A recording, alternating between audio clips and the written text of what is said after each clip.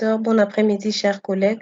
Nous allons à présent vous présenter le cours sur la conduite à tenir devant un coma de l'enfant.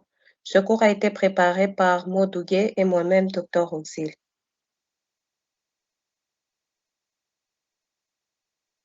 Nous allons suivre le plan ci-après.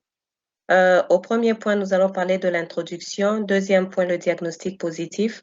Troisième point, le diagnostic différentiel. 4, la CAT en urgence. Au cinquième point, le diagnostic de gravité. Au sixième point, le diagnostic étiologique. Au septième point, la prise en charge. Et pour finir avec la conclusion. Introduction. Comme définition, nous allons dire que le coma est un trouble de la conscience et de la vigilance, non ou partiellement réversible sous l'influence des stimulations. La conscience, c'est la connaissance de soi et de son environnement. Elle est assimilée à la réponse verbale et motrice. Elle dépend du cortex cérébral et nécessite une vigilance normale. Et la vigilance, quant à elle, c'est un état d'éveil évalué par la qualité de l'ouverture des yeux. Elle dépend du système réticulé activateur ascendant du tronc cérébral qui active les hémisphères cérébraux. Et nous pouvons dire que le coma résulte de l'atteinte structurelle ou fonctionnelle d'un de ces deux systèmes. Comme intérêt, nous disons que le coma est une urgence diagnostique et thérapeutique. Il est relativement fréquent en pédiatrie. Il y a plusieurs étiologies qui causent le coma, mais les causes les plus prédominantes sont les infections et les traumatismes. Le pronostic est variable en fonction de l'âge du patient, de l'étiologie et de la qualité de la prise en charge. Le diagnostic positif. Il repose sur l'examen clinique qui affirme le diagnostic du coma. Il évalue sa profondeur et apprécie les fonctions vitales. L'examen clinique doit être minutieux pour rechercher les éléments de gravité et une orientation étiologique. Donc, le diagnostic de coma sera posé chez un enfant qui est non réveillable alors que les signes vitaux sont présents.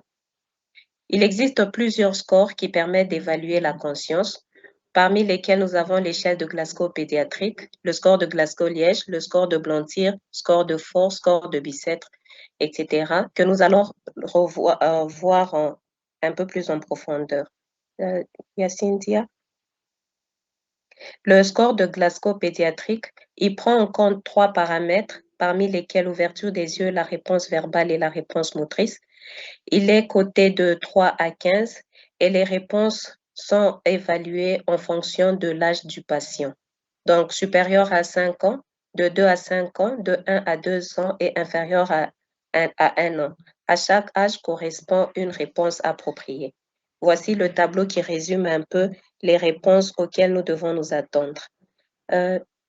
Cynthia? L'échelle de Glasgow-Liège, lui, prend en compte l'échelle de Glasgow pédiatrique à laquelle on associe les réflexes du tronc cérébral. Il évalue la gravité du coma et son score va de 4 à 20. Cynthia?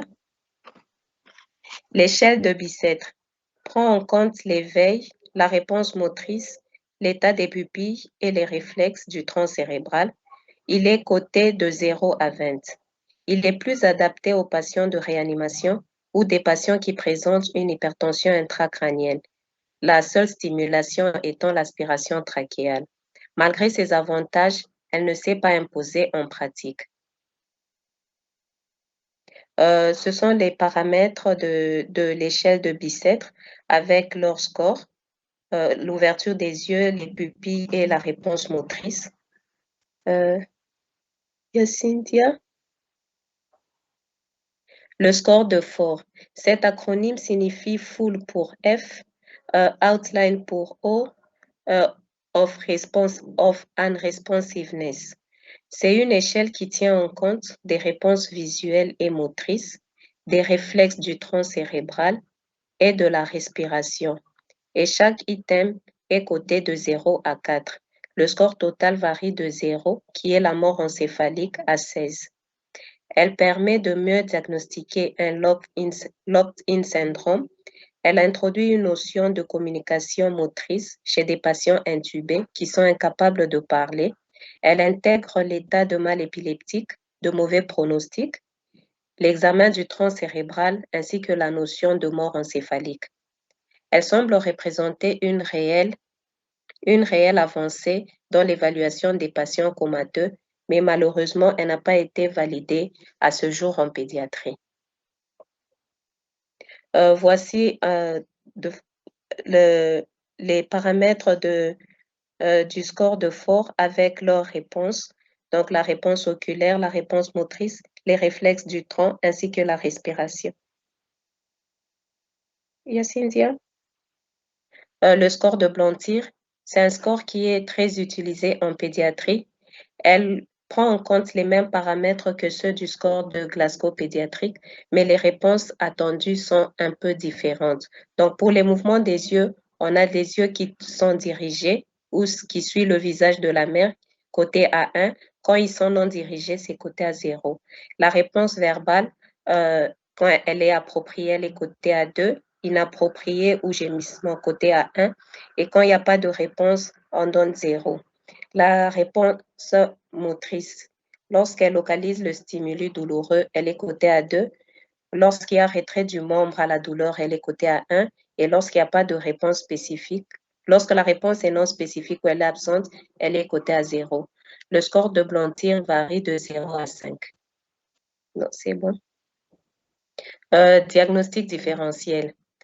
Il y a la simulation et dans la simulation, l'examen clinique doit être attentif et va permettre de mettre en évidence un contrôle du tonus et des réactions d'évitement à la menace ou à la douleur. L'EEG retrouve des ondes alpha qui sont témoins de l'éveil.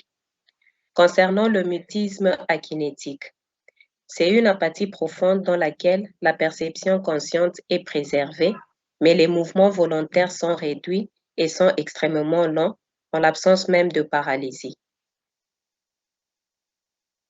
Le locked-in syndrome ou syndrome de désafférentation, il réalise une impossibilité de communiquer par paralysie centrale des muscles volontaires sans trouble de la conscience. Les seuls mouvements possibles sont l'ouverture des yeux et l'oculomotricité verticale. Le diagnostic différentiel se fera aussi avec certaines paralysies diffuses d'origine neuromusculaire, telles que le syndrome de Guillain-Barré, le botulisme, l'intoxication aux organophosphorés, etc., et ou l'absence des mouvements volontaires possibles. En l'absence, des mouvements volontaires possibles, seul un EEG peut éliminer un coma. La mort encéphalique se distingue du coma par l'absence irréversible d'autonomie du tronc cérébral et par un EEG sans activité cérébrale enregistrable et par l'absence de flux cérébral mesuré par des techniques d'angiographie. Et nous avons également l'état végétatif persistant qui est un coma chronique après des lésions étendues.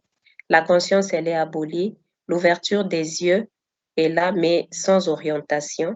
Les réflexes du tronc et la respiration sont présents. La motricité rudimentaire est inappropriée, mais aucun contact psycho-affectif. La CAT en urgence. Comme but, nous devons restaurer et maintenir une ventilation et une perfusion adéquates. Nous devons éviter les agressions cérébrales secondaires d'origine systémique, telles qu'une hypoxémie, hypercapnie, hypocapnie profonde, une hypotension, une hyper ou hypoglycémie, une hyperthermie, une hyponatrémie ou une hypertension intracrânienne. Nous devons également prévenir et traiter les complications. Comme geste, nous devons appliquer le ABC avec A, airways, en libérant les voies aériennes supérieures. Le B, breathing, l'oxygénothérapie qui doit être systématique, aux lunettes, au masque ou la ventilation. Avec une ventilation, si la ventilation elle est spontanée, le réveil rapide et prévisible et protection efficace des voies aériennes supérieures avec une surveillance rapprochée. Nous allons appliquer une ventilation non invasive dans des rares cas d'insuffisance respiratoire aiguë hypercapnique,